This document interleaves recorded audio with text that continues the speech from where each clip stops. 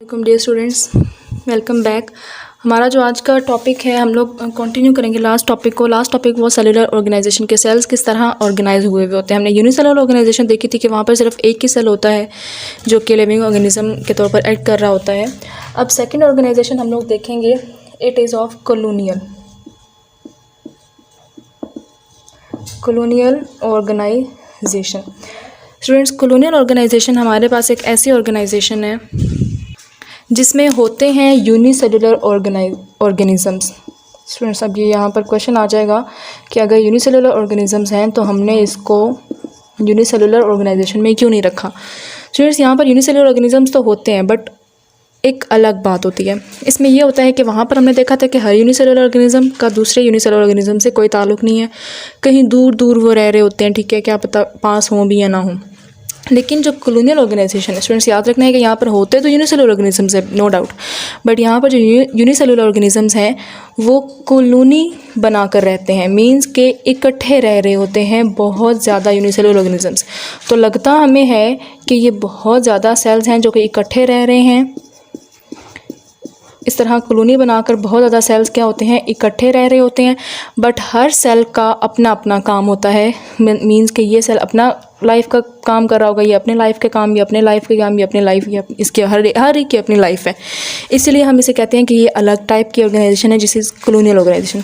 और स्टूडेंट याद रखना कि अगर इसमें किसी एक की डेथ भी हो जाए तो बाकी सेल्स को कोई फ़र्क नहीं पड़ेगा, ठीक है, क्योंकि हर कोई अपना काम कर रहा है। बस फ़र्क क्या है कि ये कॉलोनी में बना कर रह रहे हैं, इकट्ठे रह रहे हैं। स्टूडेंट्स, इनमें सेल्स के दरमियान कोई भी काम की तकसीम नहीं हुई होती।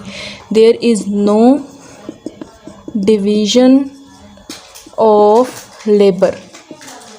स्टूडेंट्स, काम की कोई तकसीम नहीं हुई भी होती सेल्स के दरमियान कि तुमने ये करना है, तुमने ये करना है, तुमने ये करना है, तुमने ये करना है। स्टूडेंट्स, इस ऑर्गेनाइजेशन के अंदर हर जो सेल है, यूनिसेलुलर ऑर्गेनिज्म, हर सेल जो कॉलोनी के अंदर है वो उसकी अपनी लाइफ है और वो अपनी लाइफ जो है वो गुजारता है, ठीक है, और दूसरे सेल्स पर अपनी नीड के लिए, अपनी वाइटल रिक्वायरमेंट्स के लिए, अपनी बहुत ज़रूरियात के लिए किसी दूसरे सेल पर डिपेंड नहीं करता, अपने ही सारे काम वगैरह कर लेता है। एग्जाम्पल इसकी क्या है, एग्जाम्पल आप लोगों ने याद रखना है इसकी, वॉल्वॉक्स है। वॉल्वॉक्स एक एल्गी है। Students, algae are plant like protist.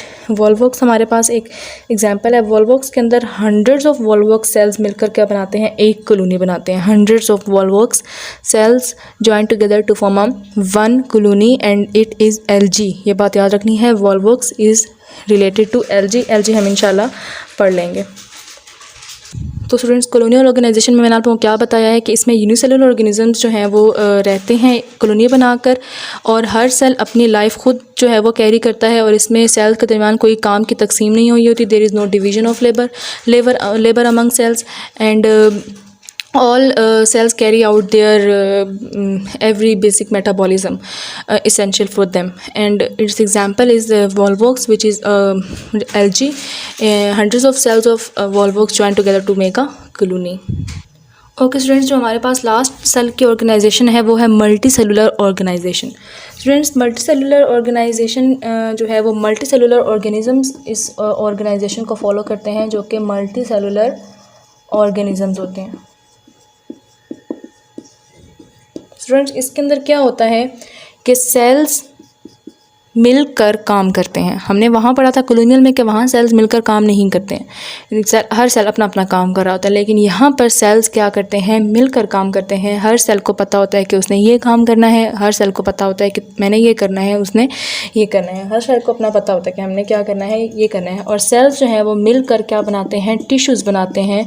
Tissues मिलकर ऑर्गन्स बनाएंगे, ऑर्गन्स मिलकर ऑर्गन सिस्टम बनाएंगे, वो पूरा इंडिविजुअल बनाएगा। तो स्टूडेंट्स, इस तरह से जो मल्टी सेलुलर ऑर्गेनिजम्स होते हैं उसमें सेल्स जो हैं वो ऑर्गेनाइज होते हैं और वो टिश्यूज़ बनाते हैं। They consist of many trillions and millions of cells, multicellular organisms. Students, इस मल्टी सेलुलर ऑर्गेनिज्म की एग्जांपल आप लोगों ने याद रखना है। Plants are multicellular organisms, all plants consist are multicellular organisms. Animals are multicellular organisms and some fungi are also multicellular. Some fungi, yeast की बात करूँ तो yeast यूनिसेलुलर है, it is not multi cellular, वो सिर्फ एक ही cell होता है। तो सम फंजाई आर मल्टी सेलुलर। तो स्टूडेंट्स ये हमारे पास एग्जांपल्स हो गई हैं कि मल्टी सेलुलर ऑर्गेनिजम्स कौन से ऑर्गेनिजम्स होते हैं जो कि जिसमें सेल्स ऑर्गेनाइज होकर टिश्यू बनाते हैं, टिश्यू ऑर्गन्स जो हैं वो ऑर्गन सिस्टम बनाएंगे, इसको बोलते हैं मल्टी सेलुलर ऑर्गेनाइजेशन। अगर हम इसमें से प्लांट की एक एग्जाम्पल ले लें तो हम डिस्कस करेंगे about the mustard plant. Mustard plant जिसको सरसों का पौधा कहा जाता है।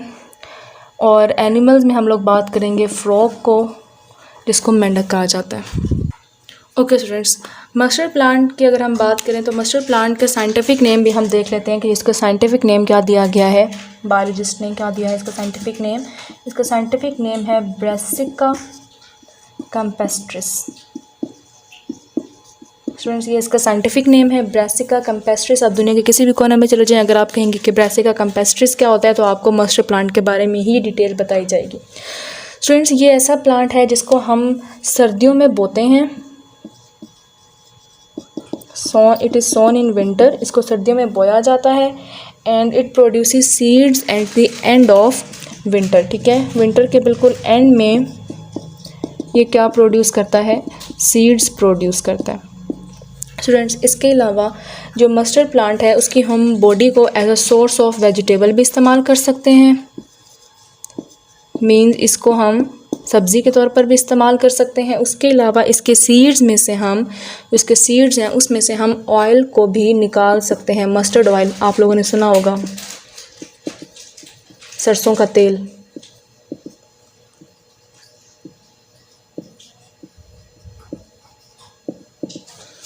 मस्टर्ड ऑयल, सरसों का तेल।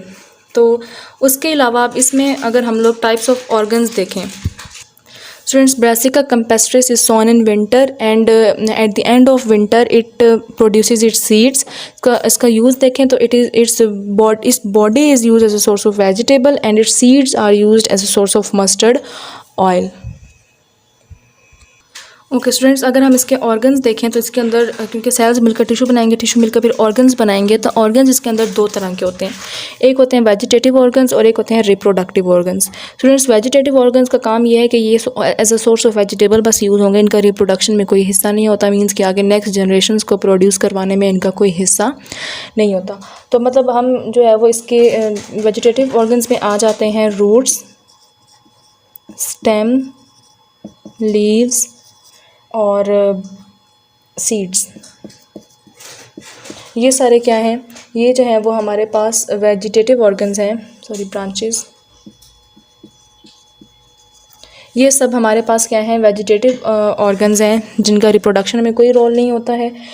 मीन्स के ये अपनी नेक्स्ट, इनका कोई काम नहीं होता कि इन्होंने नेक्स्ट जनरेशन प्रोड्यूस करानी है। बट जो रिप्रोडक्टिव ऑर्गन है मस्टर्ड प्लांट का वो है flower. Flower is the reproductive organ. ये बात आपने याद रखनी है कि ये रिप्रोडक्टिव पार्ट है फ्लावर का। मतलब कि इसने सेक्सुअल रिप्रोडक्शन करनी है और इसी ने जो है वो नेक्स्ट जनरेशन्स को प्रोड्यूस करना है। इसी ने जो है वो फ्रूट्स बनाने हैं, इसी ने सीड्स बनाने हैं। तो फ्लावर के जो कोई भी दरख्त है अगर वह फ्लावर प्रोड्यूस कर रहा है it will also produce fruit, क्योंकि फ्लावर से ही फ्रूट बनता है। ये हम इंशाल्लाह 10 क्लास में देखेंगे।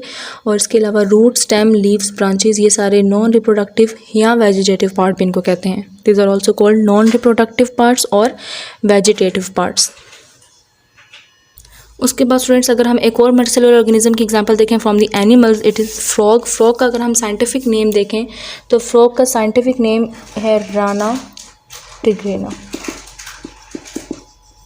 स्टूडेंट्स ये इसका साइंटिफिक नेम होता है। अब इसके अंदर क्या होते हैं कि ये भी मल्टीसेलुलर ऑर्गेनाइजेशन शो करता है। इसमें ऑर्गन्स मिलकर ऑर्गन सिस्टम्स बनाते हैं और ऑर्गन सिस्टम्स में हमारे पास फिर रिलेटेड ऑर्गन्स क्या कर रहे होते हैं? काम कर रहे होते हैं। और organs are made up of tissues. Organ किससे मिलकर बना हुआ होता है?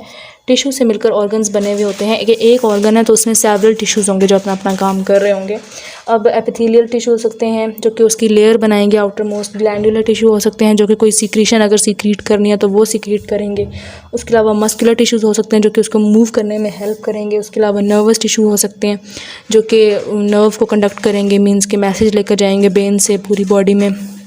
तो डिफरेंट तरह के टिश्यूज़ इसमें हो सकते हैं। तो स्टूडेंट्स हमारा आज का चैप्टर जो है वो हमारा आज ख़त्म हो जाता है। तो इंशाल्लाह नेक्स्ट चैप्टर जो है वो नेक्स्ट वीडियो से स्टार्ट करेंगे। अल्लाह हाफ़िज़।